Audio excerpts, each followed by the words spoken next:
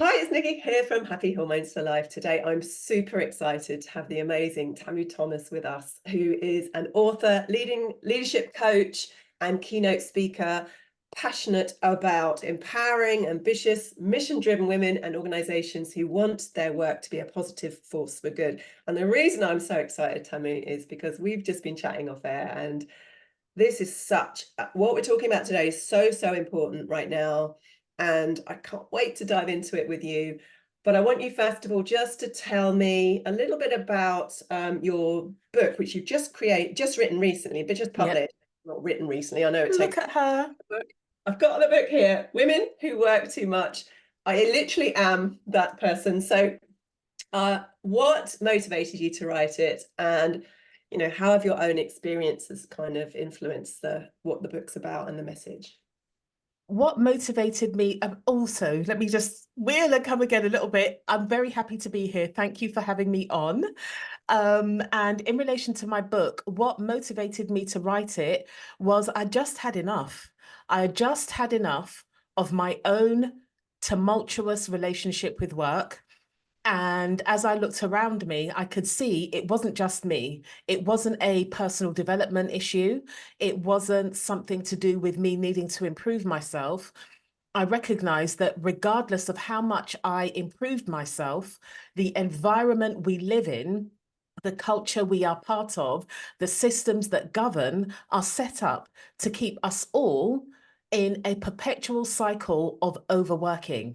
And then because we live in a patriarchal society, there's the addition of traditional quote unquote gender roles, which puts women in a position where we are working far too much at home, we're working far too much at work, and there is no reprieve whatsoever.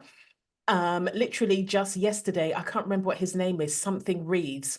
A man was on the Stephen Bartlett podcast. I saw a clip of it on social media, and he was basically speaking to the fact that women don't benefit from marriage, men do. The benefits within marriage, within heterosexual marriage for men, far outstrip women because women are doing all of the domestic work, the care work, the emotional labor, the mental load is being carried. And then because we live in a patriarchal society, when we go to work, we're trying to overperform because we have been taught that we have to be better than men to be seen as equal and valuable.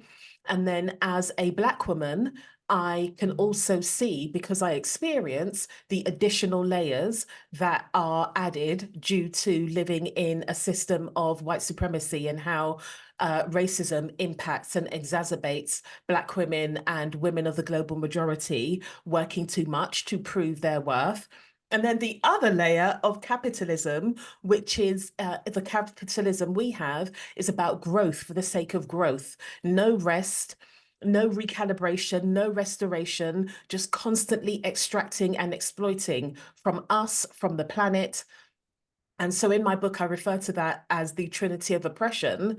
And I could just see from my own experience, from the women I work with, from the women in my network, that we are conditioned to be on this perpetual dreadmill, not treadmill, dreadmill of working constantly. And I thought to myself, if we could see that it is the setup, it's not us, we can then start to separate ourselves from the spell of these toxic systems and start to think about what enables us as human beings, as women, to thrive, to flourish, to prosper. If we started to become clear about that, we could then start making powerful choices to create a new status quo, a status quo that benefits more of us than what we have at the moment. And my journey to that started in 2009, to be quite frank, when my body started to give me signals that I couldn't carry on the way I was. But not having the knowledge I have now, I thought, well, it's got to be my nutrition. It's got to be my organization skills. It's got to be my time management. It's got to be my lack of drive and ambition. So I set about a personal development project. I was, this work in progress. I was treating myself like I was something broken that needed to be fixed. And no matter what I fixed, in inverted commas, there was always something else. Eventually, it got to a point where I was experiencing depression, anxiety, which then became palpable panic attacks. And my body said, I don't know what you're playing at, Missy, but we're not doing this anymore. And I was faced with my own mental health, to be quite honest. And I remember looking at my daughter and thinking, even if I can't make change for me, I need to do it for you, because I refuse to have my daughter experiencing me as scraping the dregs of my energy to be able to parent her. And I didn't want to be another role model of a bedraggled woman and that be her template for what womanhood is. So I thought, I'm always going to be a minimum of okay. I cannot continue my career as a social worker because it's just never, ever going to be supportive of me. But I would like to utilize those skills to be able to support women that I can see having different types or different versions of the difficulties I was experiencing. So I retrained as a coach. I specialized in somatic coaching because I could see the way we engage with mindset is about suppressing our experience and our emotions and our felt sense. And I thought, no, that's where the wisdom is. That's where all the beauty is. So that I could support women to connect with their natural intelligence and start to make powerful decisions that support how they truly want to live, love, and work. And that led to my book. I was talking about it on social media all the time. And a publisher approached me and said, I love this conversation you're having about toxic productivity. Have you thought about writing a book about it? And I was like, well, yes, I actually have. And the rest is now history. Oh my goodness, what an amazing journey you've been through. How long was that period, just to give us a bit of context, between you kind of feeling that, feeling really low and not being able to cope to now? So, if I'm totally honest, I can't remember me feeling buoyant and whoop-de-doo wonderful at any point in my career journey because of the way we are set up to work. But definitely, my experience became too palpable to ignore in 2009. My daughter had turned 2.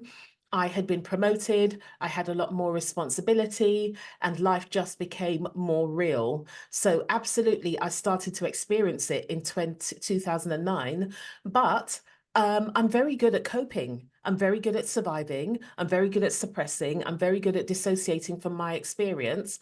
So it wasn't until 2015 when I was like, no, actually, I can't continue to do this. And then in 2016, I saw somebody having a psychotic breakdown, and I looked at that person and I thought, how you're behaving on the outside is how I feel on the inside a lot of the time. And that became a huge turning point. But I still carried on trying to do two things at once, like trying to change but remaining the same simultaneously.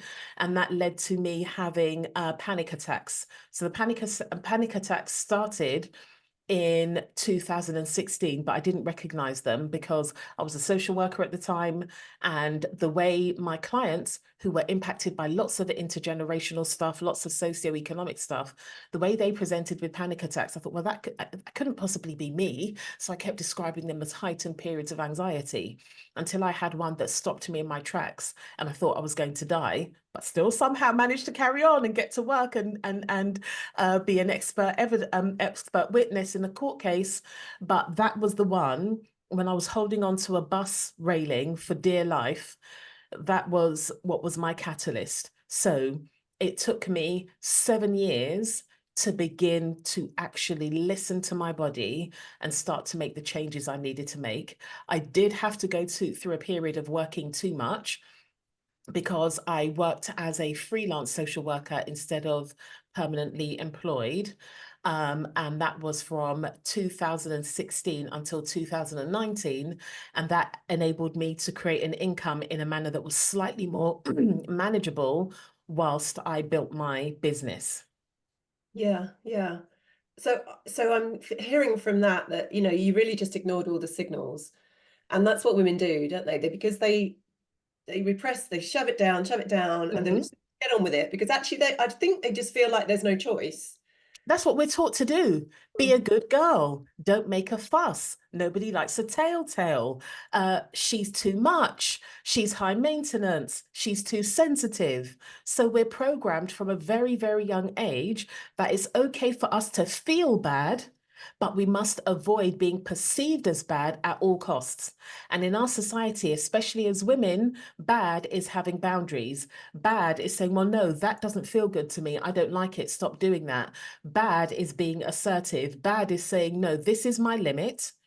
This is what we've agreed. This is what I'm going to do. Bad is deciding I'm not going to overfunction. I'm not going to overfunction so that you can underfunction. So we're programmed from a very, very young age. I would even argue the case that we're programmed from being in the womb, because epigenetics and our experience in our mother's wombs has a huge impact.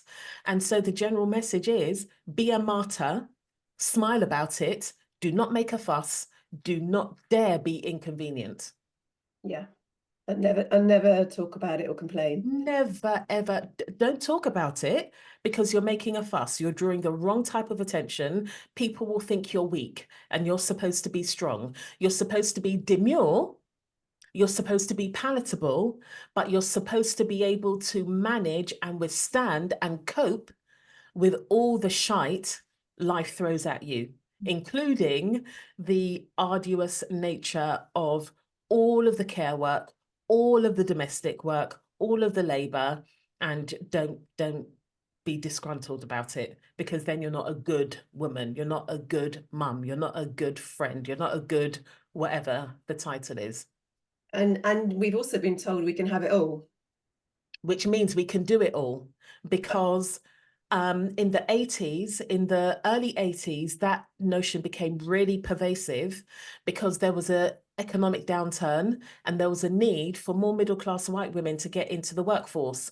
Working class women and women of color were working. They had a different experience. They had to. But the economy required more housewives to get into the workplace. So there was a very strategic marketing message that was really pumped in the Thatcher and Reagan era about individualism, about doing your part, and about women being able to have it all.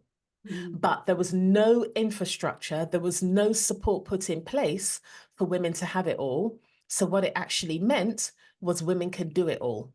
So there was a quote that was going around, I can't remember who it was by, and she was saying, women are expected to work like they don't have children and mother like they don't work. And that was the pervasive thing. And it was like, I just remember in the 80s, it was all about anything you can do, I can do better. Women with shoulder pads that make them look masculine and strong and all of this kind of stuff. It was very much about your womanhood rests upon you being able to do just as much, if not more than men, but remaining feminine, remaining palatable, still upholding those traditional standards and values. So we were sold a whole load of toxicity, really. And in my youth, that manifested as ladette culture. So there were all the women who were boozing, drinks, drugs, sex, rock and roll like the men, but still performing like the women, like the men. And I remember there was a really big thing. So-and-so's had a baby, but it hasn't changed her. She's still doing this, she's still doing that, she's still doing the other, as if being like men was the gold standard that we all had to live to. No regard. Probably to get back after maternity, to take as little Snap time back. and go straight back into work. Yeah, You did. yeah. No regard for our cyclical nature, no regard for our autonomic nervous system and how we go through the autonomic ladder. So we go, the autonomic ladder looks linear, but in my book, I describe it as waves. At the top of the ladder is where everybody wants to be. It's ventral. We feel confident. We feel safe. We can take on challenges. We can connect with people. We can have the relationships we want. But then there's also the survival parts of the autonomic ladder, which is the sympathetic part. Well, in survival, it's about fight or flight. It's about protecting ourselves. When we're in a healthy state, it's about us getting up and going. It's about us being motivated. Or we have the extreme end of the parasympathetic, which is dorsal, where we shut down, where we can experience freeze, which is a combination of the sympathetic and the shutdown. We go through those cycles all the time. We're supposed to. That's how we are as humans. But we've been conditioned to believe that we've got to be in that ventral, happy, happy, joy, joy state all the time, which means not acknowledging our human experience. So women were rewarded for doing everything to avoid being like women. Yeah. And we had no choice but to swallow that if we wanted to be successful, if we wanted to make it, if we didn't want to be deemed as a failure, and if we didn't want to be viewed as lazy. Yeah. Yeah. And where's all that, the power of that femininity gone? I mean, we need that Oh feminine yeah, power. we suppress it and it becomes anxiety. So what happens to women if they keep pushing on, and they're in fight or flight pretty much their whole lives because of this whole patriarchal society? What happens to women physically? Well, we are exhausted, we are stressed. So the amygdala, which is our kind of reptilian emotion center, which is often like scanning the world for danger all the time, women's amygdala is much more active than men's. So innately, because of how we're designed, we are naturally hardwired to seek, look out for danger more than men are. I think that's So due to the impact on us, nature, doesn't it? We've got to look after the babies, haven't we? So we've got more yeah, yeah, yeah, yeah, in old times. Yeah. yeah. And there are biological reasons for that, for our survival. So when we're exhausted, we're automatically in a survival state. We're not designed to be in exhaustion all the time. So it means we're not as resourced. Our window of tolerance, so our emotional capacity, our ability to withstand the highs and the lows, because it's not just the lows. We forbode or forbade joy, whatever the saying is. We don't want to celebrate too much because we don't want to be seen as showing off. We don't want to celebrate too much because the rug will get pulled from under us, because our window of tolerance is very, very small. So we end up running ourselves ragged, being under-resourced. So we end up experiencing burnout, like total exhaustion, where we are fatigued, we kind of have a doom and gloom, we're very cynical, we can't get ourselves motivated. Women have higher rates of having syndromes, so things like lupus and other debilitating things that people can't quite pinpoint. So that's things like chronic fatigue syndrome, fibromyalgia, those sorts of things. We become more depressed, we have more anxiety. And then because we're doing all of these things, we're much less likely to believe or to actually have the time necessary to take care of ourselves. Also, because womanhood is often conflated with martyrdom, we feel terrible exercising boundaries. So we get so worried because we're conditioned for people pleasing and codependency. If we say no, we're going to be letting people down. If we say no, people are not going to like us. If we say no, people are going to think we're not committed or that we are lazy. So there's a whole cacophony of things. And then as we fast forward to being in perimenopause, where our reserves change dramatically, you just do not have the capacity to be able to manage all of that. So perimenopause invites us to system change. It invites us to embark on a complete overhaul. But that overhaul requires us letting go of a lot of the behavior that actually did enable us to achieve a lot. The overfunctioning, the worrying about things, the mental load, the constantly striving and proving yourself, it does actually get us results. But perimenopause invites us to recognize we don't have the same amount of energy we had before. Therefore, we have to begin to trust and tune in to our wisdom and leverage that as opposed to overworking. And that can feel terrifying because it means we have to let go of so much of the stuff that became part of our coping mechanisms. Mm. And that means environments, physical environments, relational environments, work environments. And that, for people who are hardwired for connection, can feel, I said the word before, I'm going to say it again, terrifying, because fundamentally what we're saying is we are going to venture away from the tribe we've always had to create something new, or we are going to be saying to the tribe we've always had, we need to reorganize how we function because it's not working. Mm. And it's not just not working for me. If you actually look at it properly, it's not working for you either. But unfortunately, lots of people gain from our overfunctioning, which means we can experience a lot of pushback, which we receive as rejection. And we have to be very careful that we don't just autopilot along with that, because what we end up doing is one of the worst kind of betrayals. We start to betray ourselves in order to sustain relationships that no longer have enough space for us. Yeah. It can be a massive upheaval, the whole perimenopause.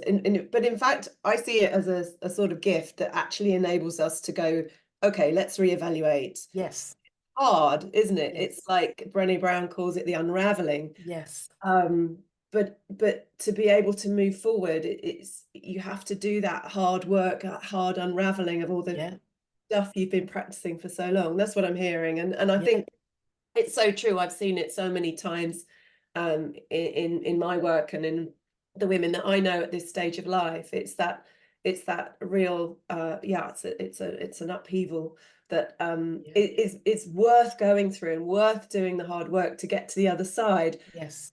But often we can't do that, can we? Because it feels too hard. So what happens when you get stuck? And how can we move forward out of that stuckness without literally throwing everything away? Well, it's in our biology. We are hardwired for connection. A lot of these things we're trying to do alone in secret in a little silo because we've been taught to be ashamed of the very things that make us human. We're not supposed to be doing alone. So, of course, I'd say work with people like you and I.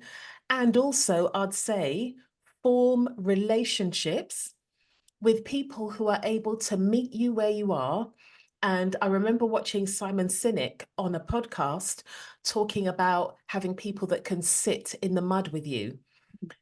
Most of the time, we don't need somebody that can fix us, that can strategize us. We just need to be listened to be heard. Because us speaking out loud and us hearing what goes on the inside, on the outside, that can be enough for us to begin to embark on that journey of change. Mhm. And when we sit down with somebody who can sit in the mud with us and ask us helpful questions from a place of compassion, them role modeling compassion helps you start to learn how to be compassionate with yourself. So we need company. And the reason I say seek those relationships, sometimes those relationships aren't the people you've had enduring relationships with, because they don't understand your changes. And sometimes they can be very caught up in the person you were and very confused by your confusion and your metamorphosis into the person you're going to become. So I wasn't conscious about what I was doing, but I knew I had to form relationships with women who were on a similar journey of growth to me, not the same, but similar. So I had people that could meet me where I am now and not be like, well, you've done so well. You should be more grateful. Look at all of these wonderful things you've achieved. What I needed somebody to say was, I can hear you. I can hear your pain. I can hear your struggle. Can you say more about that? Because that helped me begin to be compassionate. Because a lot of us are taught to be strong, to strategize, to fix, which means we don't actually know, we don't actually have a intimate relationship with ourselves. And the parts of us that really enable us to form that intimacy, we can mistake them as weakness.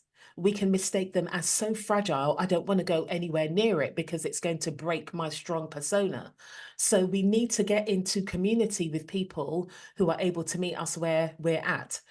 And if you don't have people in your world like that, excuse me, this is where the power of social media comes in. My people that I've been able to form those relationships with are people I've met via social media. So I love growth. I love personal and professional development. I'm always doing something or part of something, even if I'm not actively participating, because I like to be in those environments. And I just spotted people that they were sharing things that were similar to me, or they were sharing things that turned what I thought on my head. They thought differently. I admired them, that I was learning from them. They were learning from me too. I reached out, like I kid you not, I reached out to those people and said, we have got so much in common. I'd love to spend more time with you. And that has looked like using things like Zoom, because some of us are busy, some of us live in different countries. So we would meet and do things like have lunch via Zoom or by a video call on our phones and build a relationship that way. And I've been doing that diligently since 2015. So 2015 to now, that's I've got relationships that are 9 years coming on 10 because I reached out to people and befriended them via social media. That has been so therapeutic and loving and supportive for me, as well as having mentoring and coaching support and therapeutic support, so that I was able to see the parts I didn't have a line of sight to. And also so that I could own the things that make me magnificent and wonderful, because quite often those are the things that we hide and we shy from, because at some point in life, we've been told that's too big, it's too much, it's too something. So I shared a post the other day on social media saying, we like confident women as long as their confidence doesn't surpass the confidence we have for ourselves.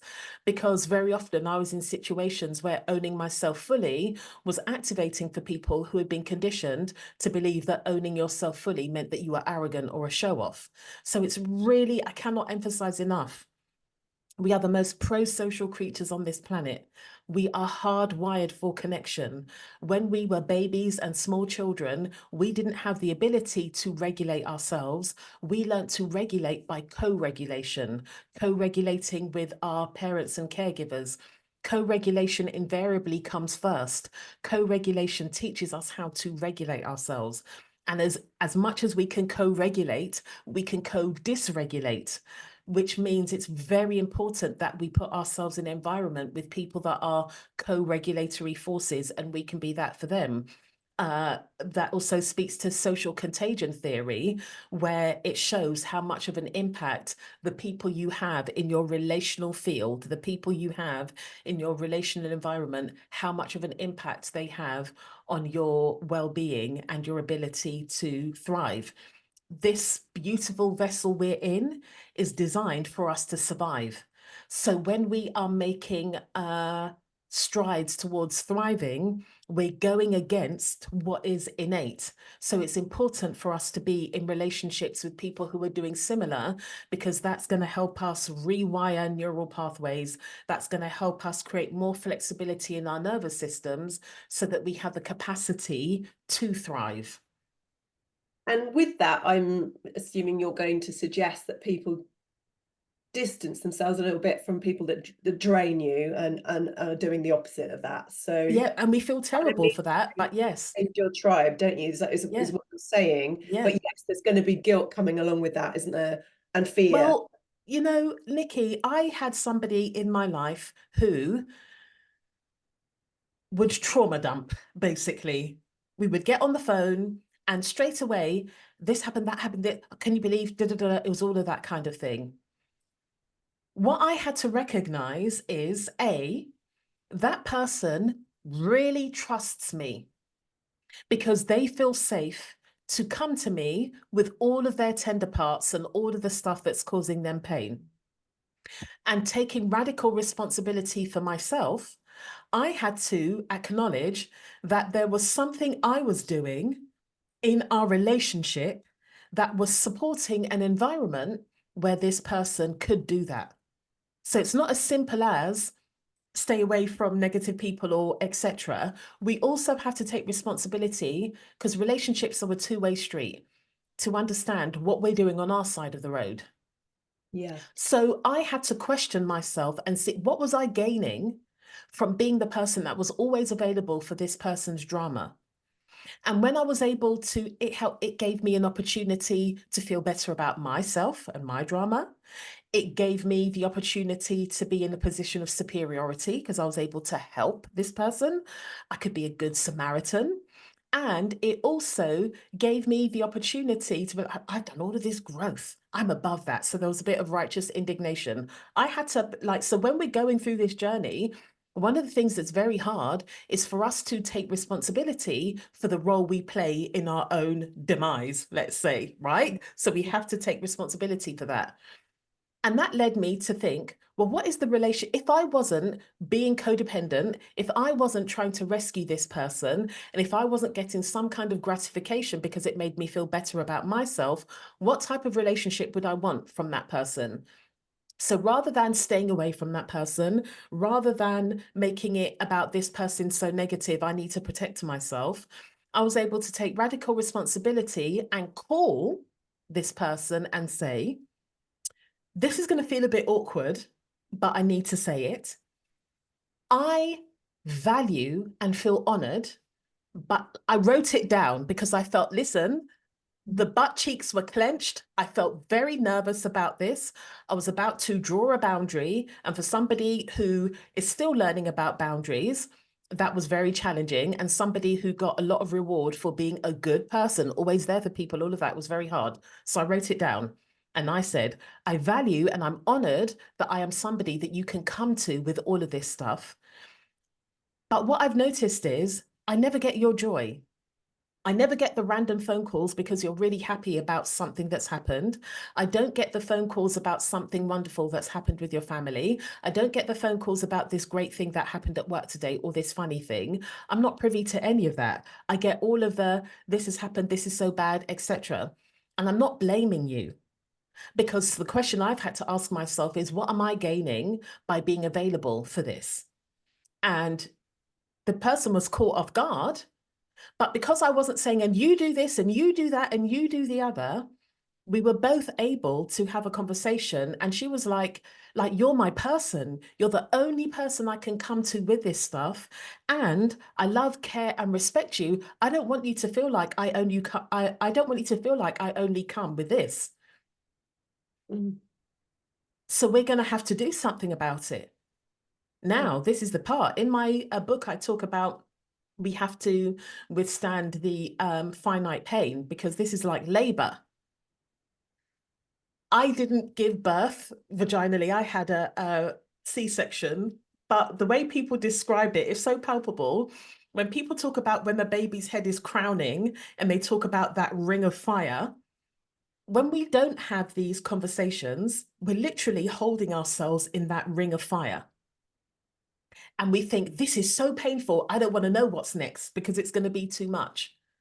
But once that baby is birthed, the ring of fire reduces, the pain starts to subside, and then we're in this landscape of new. So with my friend, we were in this landscape of new, and it felt very robotic and clunky to begin with, because we both didn't know how to be in relationship with each other when we weren't coddling all of the drama. So it took a good 3 months for us to arrive at a place where we were able to have healthy communication that wasn't just about. And now we're in a place whereby she will say, I need to talk about this. Do you have capacity? Right. And I can say yes or no. Right. Or I can say to her, I can hear that you're dancing around something. I want you to know that I'm here to listen, because our relationship isn't now just about her bringing me her drama for me to organize and sort out and for me to pat her on her head. And this is a relationship I've had since I was 17 years old. I'm 47. This conversation happened about 18 months ago. So we need to be prepared to be able to have these conversations from a place of taking radical responsibility, compassion, and care. Because most of the time, Unless somebody's doing something really harmful, we don't want to cut the relationship off. We just don't have the skill of repairing ruptures because we've never been taught it. So again, it's not a failing on our part, it's a failing on the system, culture, society we've been brought up in. We never get taught those sorts of We skills never get taught those skills. We get taught to paper over the cracks and shove things under the carpet. and to please people. Yeah. Yeah, oh my goodness. So we've talked about finding new growth-centered communities. We've talked about getting coaching or some mentorship or help. And we've talked about talking, almost saving existing relationships you want to save with hard conversations about Mhm. boundaries. What are some other strategies that people can adopt at this time to kind of end this cycle and become and aid that transition to becoming who you really are? Find your joy. Oh, I love that. Find your I'm hoping joy. you say that. So, Let's talk so at about the end finding of joy. well, the book is, Women Who Work Too Much, Break Free from Toxic Productivity and Find Your Joy, which is why every chapter ends with a joy practice that you don't have to spend money on. You don't have to have lots and lots of time to be able to do. It's stuff that you can do within the ordinariness of your life. So when I first started my business, one of the things I talked about a lot was the everyday joy. One of the things these conditions remove from our lives or reduce in our lives is everyday joy. So one of the things I actively recommend is finding those everyday joys in your life and ring fencing time for them. It doesn't have to be very, very long. So I know, and there's so much research to back it up, how you start your day has a massive impact on how your day will go. We think about things like this 5 a.m. club and all of this stuff. We don't have to do all of that. One of my go-tos in the morning, especially if I'm in a rush, is I've got 3 songs that even when I'm in the foulest of moods, when I have sleep disturbance because perimenopause is doing her thing, and I feel like I've got a newborn baby, so I wake up feeling like, did I even sleep? 3 songs on Spotify, stick my headphones on, and I dance like nobody's watching because nobody is. There is so much evidence, and I talk about the power of dance in my book because polyvagal theory teaches us your story follows your state. The narrative you have about yourself follows your physical state. We forget that we live in our biology first. We live in our bodies first. So if we can dance to music that we love for more than 5 minutes, so 3 songs, that's about 12 minutes. That is a wonderful way to start your day. And I was speaking to a friend of mine who is in a wheelchair, and she's like, of course I can dance. Of course I can dance. She moves the parts of her body she can move to be able to move her body in a way that's going to inform her state. It's things like making time for breaks. And it doesn't mean that you have to, I'm not saying, 90-minute breaks. Literally coming off a Zoom call, and if you've got access to a window, staring at the sky for 5 minutes when you finished. That staring at that sky, that big expanse, being able to see that bigness and being able to connect with nature is very regulatory for our nervous system. There are so many things we can weave in. If you work in an office, when you're going to make that cup of tea or coffee or whatever, go on your own. Don't have it as an opportunity to have a meeting on the go. Pay attention to your footsteps, your connection with the ground as you're walking. When you're making that beverage, focus on making that beverage. Sip that mindfully. Pay attention to the sensation, the taste, all of the things when you're sipping that drink. Have that 5 minutes of mindfulness. All of it has a compounding interest and builds over time. Our society conditions us for intensity addiction. It's only worth it if we're going on holiday. Rest is only rest if we're having the whole weekend off. We're only doing something transformative if we're going on a retreat. Those are things we do here and there. We live in the micro. The things we do day by day, over and over again, moment by moment, have a cumulative impact. And that's what helps us be the people we want to be, to do the things we want to do, to have what we want to have. It's things like when you're in in having a shower, have that shower mindfully. Remind yourself, you don't have to do it every day. Today, I'm going to have a mindful shower. I'm going to pay attention to what it feels like when I first step under the shower and the water hits my skin. I'm going to pay attention to what it feels like when my hand connects with my body. I'm going to pay attention to how it feels for me to receive my touch and for me to the experience of me touching myself. All of these things help us to rebuild and repair our relationship with ourselves, help us start to build self-trust. So if we think about it from Maslow's hierarchy of needs perspective, those touch points we can weave into our days is meeting our physiological need, like our safety needs at the bottom of the ladder, physiological needs at the bottom of the ladder. It's meeting our safety needs. It's meeting our self-esteem needs. It's meeting so many of our needs. And when our needs are met on a regular net basis, they begin to subside because we have the trust. I'm not going to be ignored.